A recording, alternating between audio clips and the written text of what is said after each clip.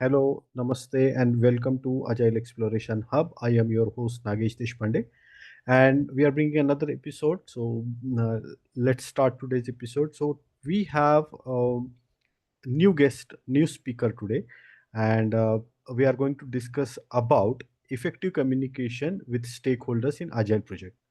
To talk on this topic, we have new speaker Ameet Phadnis. And about if I tell about Amit, Amit is an engineering and law graduate. He's a certified Scrum Master. He's an individual with love and passion for agile practices. So today's episode going to be very exciting, very new. So stay till the end. If you really like the discussion, please put it in the comment, add your values. So without wasting much time, let's welcome Amit. Hey Amit, welcome.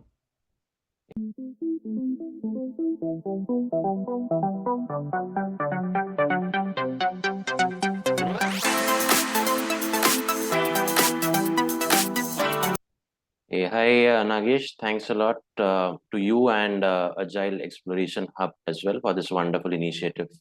Privileged to be here. Thanks. How was your day so far? My day has been good. Weekends are always nice. Yes, yes. So to my audience, you already know that we record on weekends and every Monday we get new episodes. So subscribe to my channel, like the video, share with your friends, add comments, and we would like to hear your feedback. So I would like to give kudos to one of my friend Prashant Kore, who called me specially today and gave some wonderful feedback about my channel. Not just the positive feedback, he also gave some feedback to improvement. So Prashant, we have taken your feedback. We will work on the improvements, and definitely you will see few changes in near future. So without wasting much time, let's start with today's episode then. So Amit, see, agile is one of the like core thing about agile is communication. Okay, and throughout any software development project or any project, we have to work with stakeholders. So Correct. there are two type of stakeholder or multiple type of stakeholder. I will categorically break them into two. One is internal stakeholder, one is external stakeholder. So Correct. internal, where you have to deal with your teams, your product owners, your agile coaches, maybe your engineering manager, or maybe senior leadership. Where external, where you are directly or indirectly communicating with the client, or sometimes even the customers of your business. Right. So now let's understand. So what does exactly effective communication means in agile project? Right. So, Nagesh, you rightly pointed out the categorization, uh, external and internal stakeholders. So, for me, I further break down the external customers or stakeholders rather into two. Mhm. That is the one which we deal on day-to-day basis. That might be the product owners or the various businesses from whom the requirements flow in, and the other ones are the CXO level stakeholders, wherein Mhm. we need to report to them on need basis uh, to highlight the effectiveness of a delivery, right? And then there are internal stakeholders, as you rightly pointed out. So to answer the question, what forms the base and heart of a communication is a shared understanding or shared way of communication between us and the external or internal stakeholders. So until and unless we have that shared form of communication, it becomes very difficult either of the side to communicate effectively. Now let me break this further down. When I say what does shared communication mean? Mhm. So when I say a shared form of communication, it essentially means we talk on the same terminologies, on same objectives, right? Same outcomes, Right. same inputs, same outputs. So unless that isn't common during the discussion, right, it would not lead to a healthy and effective communication. The communication might happen, and as you know, most of the times people, out of awkwardness, they tend to just agree to what the other person is saying, right? uh, Especially it happens with I've seen with Indian delivery teams when they Right. talk to the external stakeholders, especially not from India. due to their way of speaking, the way of expression, we tend to agree to what they're saying during that time, and then later on we find ourselves in trouble that we Right. could not decode what they said. This has been a common problem. Each one of us has gone through that phase during the early days, right? So to overcome this right at the beginning, as I pointed out, it becomes very, very critical to define what those common and shared terminologies or shared form of communication would be. And believe me, once that's in place right from day one, it stays towards the end. And since you use the same kind of terminologies, it becomes very, very easy, right? Um, I'll just add one more angle to the categorization of the stakeholders we pointed out, right? So the categorization of stakeholders, now as per in my experience, what I've done when I talk to the business or the product owners, my discussion typically rotates around the business outcomes when I talk to them, right? Right. When I talk to the C-level executives of the organization, it's always terms of data. They would not be interested in what delivery teams are bringing out, right? They would be interested in data, what has been the velocity, how many initiatives we have rolled out for them, okay, what value it has brought to the organization. And when I talk to my internal stakeholders, it's always in terms of, say, I've been a BA as well at some Mm. point of time, right? So it's typically in the language they understand. So, for example, it's technical debt, right? So we talk about how the technical debt can be reduced to them. Right. So I'm not going to talk about much of data or what business outcome it's going to bring to the organization, because that might not immediately interest them. But yes, that's the division I try to do across. And just to add a fun element to it, I recall one instance when I was talking to one of the uh, not so technically sound stakeholder. When I say Mm. technically sound, he was not very accustomed to agile ways of working.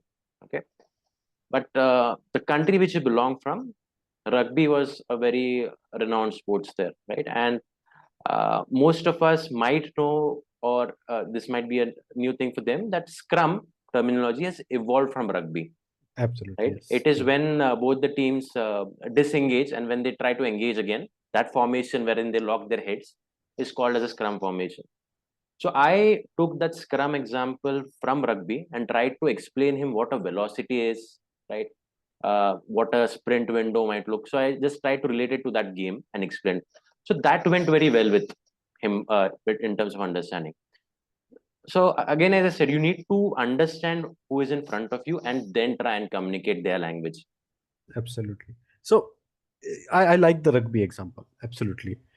So like Amit said, rugby, try to culturally connect with that stakeholder. If the person is from different country, different culture, try to culturally connect with that person. Yeah, to improve the communication. Right. So it's a great example. So if someone is like maybe like rugby, someone is like cricket. Okay, so you can relate something which they know. Okay, so great examples. Absolutely, I liked it. And he strategically or very smartly categorize the way you should communicate with different stakeholders. So keep a note of all the different type of or different ways of communicating. Okay, so very nicely said. Let's move on to the next discussion here. And now, uh, so we already discussed about effective communication, but there are chances that we do miscommunicate few things. Like you gave one example, someone says something and we understand it differently. So how does it really cause a real trouble in the project? Right? Miscommunication. I think miscommunication is something which we all have been into, right? Absolutely. And that has landed us in deep troubles, maybe sleepless nights as well on many of the occasions. So this typically arises towards the UAT phases or the end phases of the project, because until that time it's sunny days. Customer feels we are on track. We feel that we are delivering whatever the customer has asked us. So both feel that we are heading in the north direction. and suddenly the ship turns towards south when it comes during the UAT or the delivery phases, when they actually start seeing the uh, project. Fortunately, in Agile, we have those review meetings wherein you still have those windows to get it reviewed. But again, that's the period when miscommunication typically surfaces us out. So we as individuals might not realize on day-to-day basis that we are miscommunicating, but that boils down eventually, and then you see the results, right? There has been number of instances in my case as well. One recent example, which really uh, caused a big problem in the project, critical project for us. So there was a requirement for mobile responsive uh, designs, or rather, the requirement was around having that initiative to look and meet the mobile responsiveness. Now, what we perceived based on our past understanding was that it should comply with the mobile resolutions, available resolution. Mm-hmm. But towards the end, when UAT was just about to conclude, one of the gentlemen pointed out that when he meant mobile responsiveness, it meant that it supported number of browsers which he had in his mind, Mm. like n number of browsers which normally we do not use. But he was of the opinion that that was what I felt. Now, when we documented the requirement, going having that bias in mind, general terminology, and I pointed out, right, shared terminology might be different for different project. So we had that bias that okay, mobile responsiveness is this, but it turned out to be that. Now, when you are in your end phases as a Scrum Master or as a project manager or as a Agile Coach, you want things to be rolled out quickly and safely, right? That's the Mm. primary feeling which all of us have. And if something like this happens, it really creates a panic situation. So whatever is planned ahead also takes a hit because you go into that panic mode, and then that firefighting war rooms begin, which we all fear, right? So this really happens with many of the projects. Now how that can be communicated boils down again to what I said in my first part of my question, right? Mm. That having that shared information or shared way of talking. Second is what I started doing a couple of years back was I started sending a uh, written MOM after any of the discussions. We have a Jira's created, that's fine. But many of the times, what happens is Jira's are created by our very own people, right? Mm. Sometimes Scrum Masters help out, and then if you go on the records, it says that the description is written by the Scrum Master. Now, there's always an argument. I never said that as a product owner, right? So it's always better after any requirement call or any of those discussions when you come out of the room, a gentle MOM highlighting this is what we've discussed and thanks for your time. Right? Now that saved me during that UAT phase. The gentleman was there and I pointed out, sorry, probably there was a miscommunication between us. But after a meeting, this is what we had discussed and agreed, and this is what I'd shared with you. So that's when he also realized that probably he did not pay attention to the mail which I'd sent. But the crux again was that the thing was not going to go to production because it was not meeting his criteria. Right? So now, what we've started doing as a precautionary step, right? After hearing those details from him, after sending out the MOM, now we again in the review meetings we again go through the description, talk about it again, and then get a consensus again. Mm. So the essence of avoiding miscommunication is repeating the things which you feel are very unclear, right? The more you repeat it, more it gives confidence to the other person, more it gives confidence to you as a team that you've understood things correctly, right? And that is what transparency is all about, having a clear and concise communication. Repeat it number of times if you feel initially. It might sound odd. I've heard many people not in favor of repeating and asking questions. But initial first few days, I think it's a good practice to do. Absolutely agree here. So if you haven't understood, do not agree immediately. Okay, Correct. understand it. Okay, ask questions. Like he gave, so to my audience, like Amit gave example, I'll also give example. So the we were working on a project where we have to delete some unused accounts, and there were like plenty of unused account, plenty. But the first requirement was to make sure that they are unused accounts. Okay. Okay. So to make sure, we have to run some script, and it used to take their own time. Okay.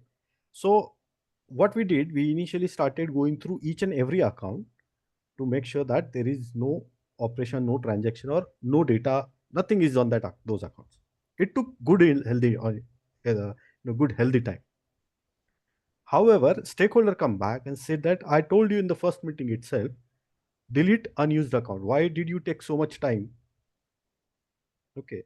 But the way he used non so technical or very generic, coffee table kind of a communication to refer those unused accounts, which was, my team was not familiar with that term.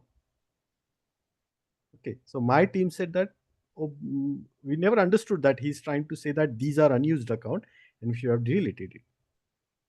And it took almost 3.5 months. We did all the analysis, and after that we realized that there were plenty of accounts that we could have deleted it in the first sprint itself. So always this kind of miscommunication do happen. So always try to ask questions about the things. I always recommend go with 5W1H questions on each and everything, and then proceed with this ahead. So Absolutely. yeah. Now, mm, we already discussed different type of communication styles, but we would like to see some examples. How do you change your style speaking with different stakeholders? So you already gave few examples, but still, we would like to dig Right. down further onto that. Right. So this is a good opportunity for me to share some personal anecdotes. Uh, I'll not share techniques, but personal experiences here. Uh, so I was in New Zealand for some time, right? And these people are very fond of Indian sweets, Hmm. right? So we have a formal communications, but I always believe best of best thing happens outside the office tables, Absolutely. right? Those gaps which you have probably in office, they tend to close down if you request your stakeholder for a coffee, right? There was this one stakeholder who happens to be one of the senior members in the organization. This is a very big media company in New Zealand. Okay, and I invited this gentleman to our house for a nice lunch, right? And my wife had cooked nice puri and srikhand. Srikhand happens to be one of the favorite sweets in India. And just before, so this lunch plan had been scheduled 2 weeks before, right? And so far we never had a P1 for last 2 to 3 years in a project. And on that very day, when I was supposed to take him home in the morning, we had a P1 issue, which really impacted more than around 4 5,000 customers, which is a big number, Big number, yeah. right? And as usual, I got calls from my leadership that what is being happening, and then there were panic calls, war room calls, and this stakeholder was part of that war room. But then in the next couple of hours after that resolution, I had to take him out for a lunch. So we definitely had those heated discussions in that meeting room, right? But suddenly after 2 hours, things changed when I took him for a lunch. The discussions were more casual, right? We didn't discuss about the issue much. We discussed about how the team puts in efforts day and night, which normally we cannot highlight during a stand-ups or uh, normal calls, right? Which happen. For example, there's one lady in my team who really has twins, right? And then she has to manage her time very effectively, and Hmm. she's the one, in fact, who delivers maximum in the team. So such stories, right, I could share with him on how people are managing the time, which creates that empathy for the customer, which you can normally cannot have in office while discussing, right? So I always believe to have a right mix of formal and informal communication, at least with the key stakeholders. I've seen few senior members from the account who only focus on technical discussions with the customer, but in the long term you're not able to build a relationship which is essential for a project to succeed, right? When I say a professional relation is important, you'll have that technical expertise for sure, right? And uh, and we are humans, right? We're not AI bots who only talk about data and technical aspects. At some point of time I need someone to empathize with me, to talk something different. So that's the area which we need to realize as Scrum Masters, as project managers. Try to build those professional relationships outside your projects. When I say outside project, again, it should be within the professional frameworks, right? And this will definitely help you to sail through the rainy days, right? Absolutely. So probably that's my style of working, and it has benefited me a lot so far, I No, guess. absolutely. I really like the way you gave this example. Uh, Proud to say that I am also one of your kind. I Great, like to build a good relation with my stakeholders, be it my team members, be it my senior C-suite executives, all. Even great, when even I have experience working outside India. So people do value relationships, and they empathize. So absolutely necessary to build a good communication with all your stakeholders. See, there are levels, like he mentioned, it should be in the professional framework. It should not go outside. You cannot go beyond one step. So take step wisely. Have a very good relationship with all your stakeholders. Like, you can go for coffee, you can invite them for lunch, or have a casual conversation outside work. Sometimes go with them where they like. Some people like to play cricket, tennis, or even sure, some people like golf. you know so absolutely, I have experience where something which I never heard, some never played, or never experienced, lawn ball. I never knew about it. I don't know what is lawn ball, but I went with my one of my colleagues to lawn ball place, which was very near to office, and I was not aware that there's something game like lawn ball. And um, and then I realized, oh, this is something my one of my team member absolutely love. And I told him that I never heard about this game. So the way he was explaining me about the lawn balls, the how it is originated and the rules and all that, like we were like I never realized that we are a working professional, IT professional. He was explaining, he's putting all his efforts to explain me this game. So the point here is, what we're trying to say is, try to go into that communication which will, so which will change your work communication as well. correct, So how it will impact, I'm taking too long answer to explain, but how it will impact. So if you communicate outside very nicely with one person, when you come back to work, that same person will take extra effort to explain you something he or she might think that you haven't understood. absolutely. So that's the something which is need to focus very well. Very good example that Amit has also Thanks, shared Nagesh. with us. And now there are this is a standard question, or typical question in the interviews also, that what if someone doesn't respond, some stakeholders are there. So there will be always someone who is unresponsive, who doesn't respond. You call them, you email them, you chat them, but you did. So any ways of effective ways of communication with such people? Right. Yeah. Thanks, Nagesh. I liked your examples of playing games with the customers. So yeah, it's one of the effective ways to have communication. Now, talking about few of the stakeholders, who seem to be very reluctant in responding immediately.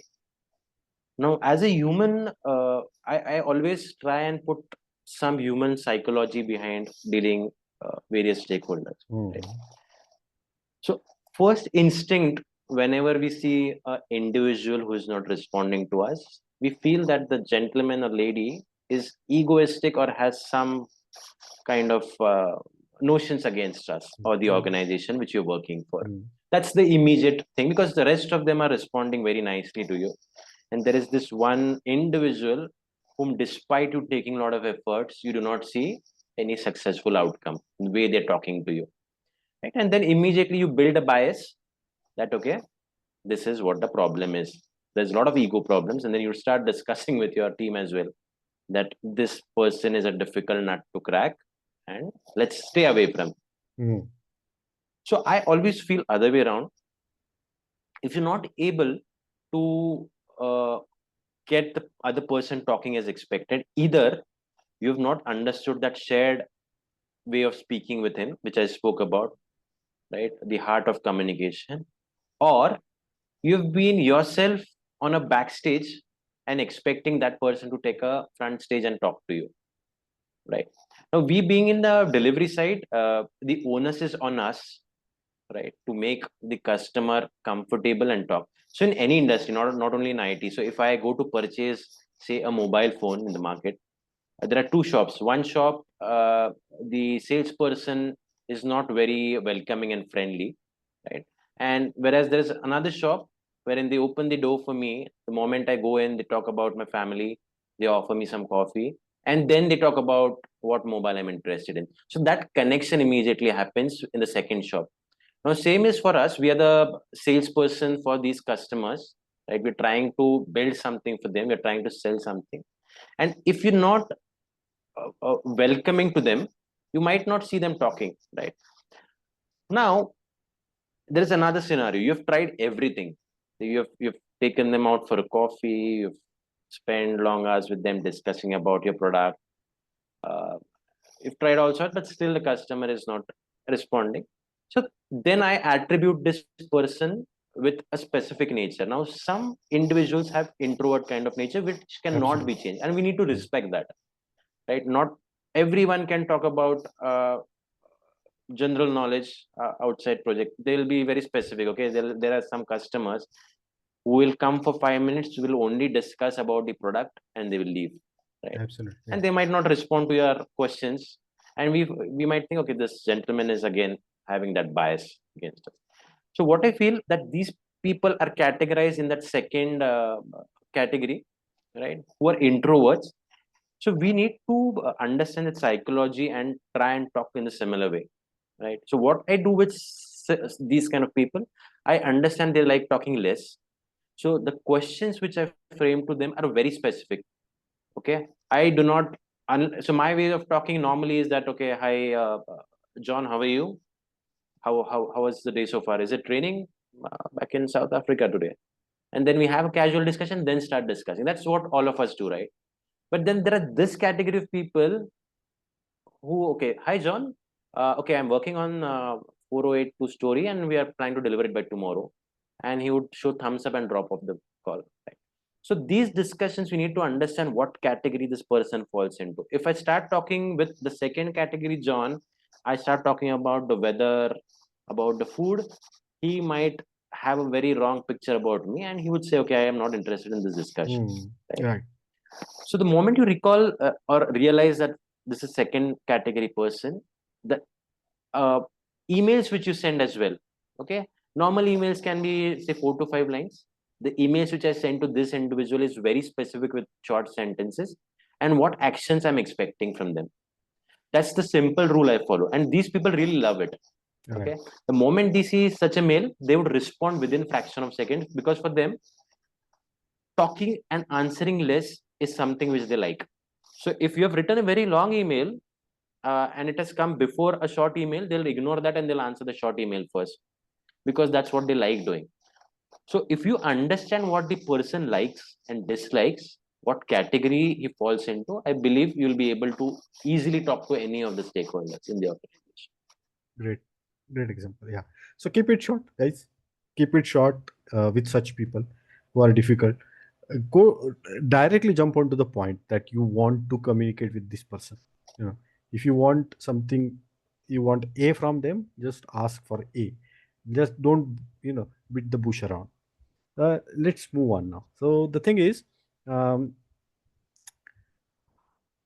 we already discussed about few clear communication things, to move project fast. So, Hmm. but now, can you add few things like, to keep the communication clear and project then moves really fast ahead? So Right. any, yeah. Uh, so going with the agile principles and principles to be precise, we have the visual aids, Right. which acts as a backbone of uh, the transparency aspect in agile or scrum, right? The visual aids might be different with the AI coming into picture. If you've seen the recent Jira updates, right, there are bots or agents which you can create to create the wonderful dashboards which used to manually do. Have those different reports created. Have you already have those Kanban boards, which is the primary source of communication. Now, communication is transparency, right? And how you can be transparent is showing things. If you do not see things, there is lack of transparency. That's a common human psychology, right? What you see, you believe in that. uh, Many of the scrum master have seen a lot of scrum master adopting innovative ways, right? Mm. They have member of sprint award or star of sprint award, wherein they try and show how many specific stories an individual has highlighted. They try and do gamification with their reporting. So this gamification, what it does is it shows that the efforts the delivery team is taking apart from normal delivery. They try to bring out that transparency. So there are certain aspects which are intangible in a delivery team, right? Tangible items include your velocity, number of stories you have delivered, number of bugs you have raised, number of lines of codes you have written, unit test cases written. But there are a lot of intangible things which go into a sprint. For example, I'll tell you a small thing. There was a gentleman in my team who got married in the same sprint. So he was away for half of the sprint. And with half of the sprint left, now coming out of the marriage mindset and delivering is something difficult. Not all of us can Challenging. do it, Mm. right? Mm. But this individual came in, he not only completed his stories, but he also completed the other members' stories, right? Now, these are kind of intangible things. Probably stakeholders might not know that he's coming from a marriage vacation, right? So in a report, we tried to put it in a gamified way.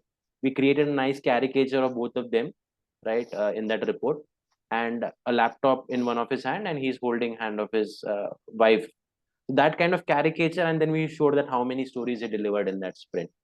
So such kind of innovative, transparent ways of talking to the customer, visual aids. The more you show to them, more they believe. The more show and tell sessions you have them with them. So normally we have the sprint review meetings, Right. right? Mm. But Mm. what we do, we also have show and tell sessions between a sprint. That is a review of a review meeting. So you have a review towards the end, but we have a review toward in the middle of a sprint as well. Show and tell session. So what this does is that end of first week of the sprint itself, they have something to see. So when you're meeting them in the second, it is going to add to your time, it's going to add to your efforts. But these efforts eventually will help you towards the end to reduce that burden at the end of your life cycle of the delivery. Right. So these are various ways to do it. So heart of the answer or the thing is having visual aids shown to the customer frequently. Absolutely. Very, very nicely said. Right. So let's come down to last question of the day, Amit, directly. So you gave plenty of tips during our discussion, but any simple few more tips that you would like to add to build a better communication habits in Agile or in your projects? Right. Uh, I would say one of the key uh, ways to communicate effectively is to listen twice than what you're speaking. Right? So the way, if you are asking me question, Nagesh, and if I'm thinking something else, okay, say I've prepared something and I'm just going in that chronology, and then you ask a random question to me. and then I'm stumped, right? Because I'm not listening to you, and then I'll answer you some random stuff which you'll not be impressed with as an individual. And it happens with us. Right. At least it happened with me during my initial first few days. I used to prepare a lot, and I used to listen less, right? Gradually, I understood that talking is not communication, listening is communication, because you're able to talk only when you listen right things. So I would say the first important thing is to listen twice as much as you're talking, right?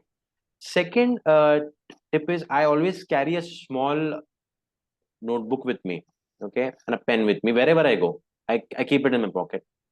And if there is something important, because many a times what happens if you're with the business people, you'll not have laptop in front of you. You might be in cafe, you might be in the company cafeteria, and that's when they're talking and discussing about a requirement which you don't want to miss out on, Mm. right? So I always have that pen and book in my pocket. I remove it, I note it down.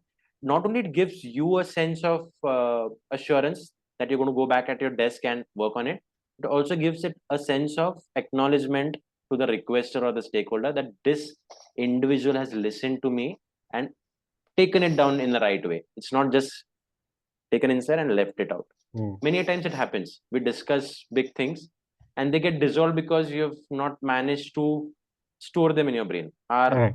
Our memory is very, very, I would say, volatile. With something new coming in, it immediately flashes out Mm. the previous things, right? Absolutely. Yes. So having this diary and pen helped me a lot to take actions, to give them an assurance. Third is many a times we create a bias of the other person who is talking. Okay? So especially it happens with internal stakeholders. Many people come from multiple states. In Maharashtra, they come from remote areas, say from Mm. Gujarat. One typical example in Gujarat is the way they pronounce the MTI, right? Mother tongue influence, we say. So for law college, they say law, Mm. right? So you as an individual need to be very empathetic, need to understand what the background has been there, and then try and understand, because we make a bias. Okay, this individual is not communicating very effectively, and you try Right. to ignore them. The moment you start ignoring people in the room, it becomes a bad communication way. So for me, I make a point to listen to everyone, try and understand their point of view, and then help them to make a point themselves, right? So this individual, again going back, who was a gentleman from Gujarat, probably the customer was not able to understand his English because of the MTI. It happens with us in also in Maharashtra as well, right? Right. So I then understood that individual and then translated it to my stakeholder in between, just to add those filler statements so that their communication continued. But I did not come in and I took his point and I said it myself. Right. I facilitated that. So I think such things, listening, being empathetic, giving everyone a chance, listening, this will definitely make you an effective speaker in the room. Absolutely. Very nice. Great tips. So to add to this, I will recommend a book to everyone. The book name is 44 Ideas for Better Communications Every Day. So strongly recommended book. They are very simple. They have made pictures also into it. So very small book. You can read each and every communication style. So they have given some situations.